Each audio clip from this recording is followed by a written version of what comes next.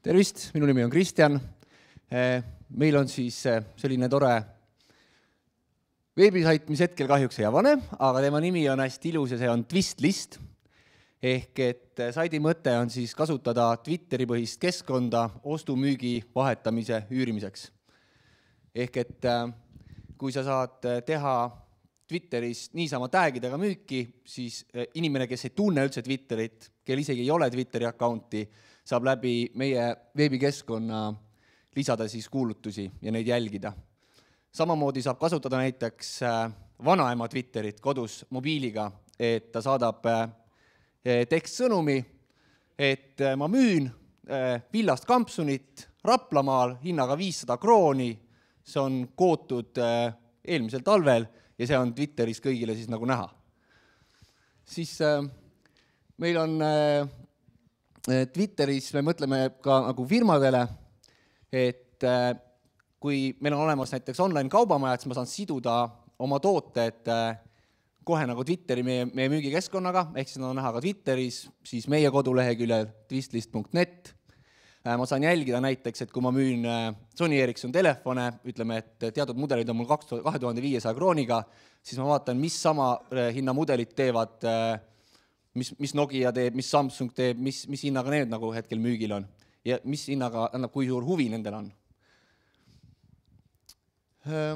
Siin on siis näha lehekülg, kust inimene, kellel ei ole Twitteri accounti, saab sisestada toote, sinna lisainfo ja me nimetame siis, kui Twitteris on tweet, siis on nagu säuts, siis meil on twist, see on siis see, mis on müügisisuga või kaubandusliku sisuga säuts. Ma arvan, et hetkel oleks nagu kõik, tahad sa lisada midagi? Siin arvutiga mässades ei pannud tähele kõike, mis ta seal ette rääkis. Kõik algas sellest, et tahan kirjutada Twitteris trellid, müün midagi, trellid, ostan midagi ja tahan võimalikult efektiivselt seda müüa ja osta.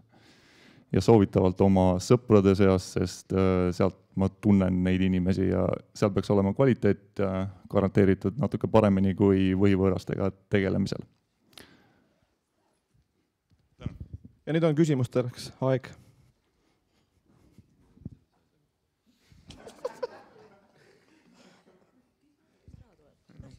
Ma vist tean, kust raha tuleb. Aga kust teie arvates raha tuleb?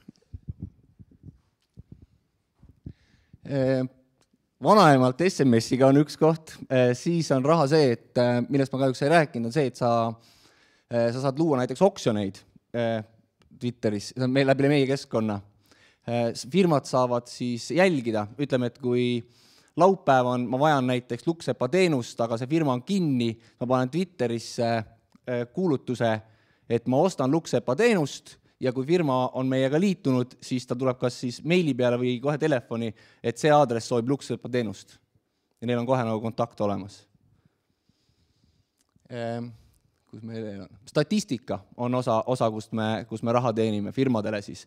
Palju on tema tooteid vaadatud, kui tema teeb statistikat teiste firmade toodete koha pealt, see millest ma teile rääkisin.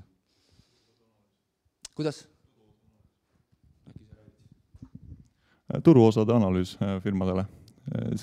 Kuna see public feed on üks andmete hulk, mida me kataloogime ja analüüsime, siis see osa on avalikud andmed, osa on meie keskkonnaga seotud andmed ja nende analüüsist, mis meie keskkonnaga seotud on, saab siis konkreetselt firmadele targeteid, neid huvitavaid andmeid sealt välja sõeluda.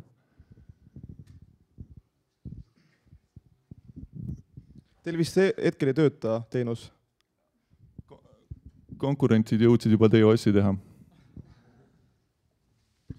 Kui ausalt öeldes kogu sellest startupide listis, kes täna siin on olnud, on minu arvates see kõige suurema potentsiaalselt turuga ettevõte, sest põhimõtteliselt absoluutselt iga asi, mida maailmas osta või müüa, võib põhimõtteliselt teie nagu seda keskkonna tarvitada, kahju, et ei tööta. Aga olete te nagu kuidagi viisi siiski see sama raha küsimus, et mingisugune ärimudel seal taha on ta mingi 0,0 mis iganes protsenti hõõrdumist siia vahele teie karvase käega, et kuidas see täpselt ikka välja nägema peaks?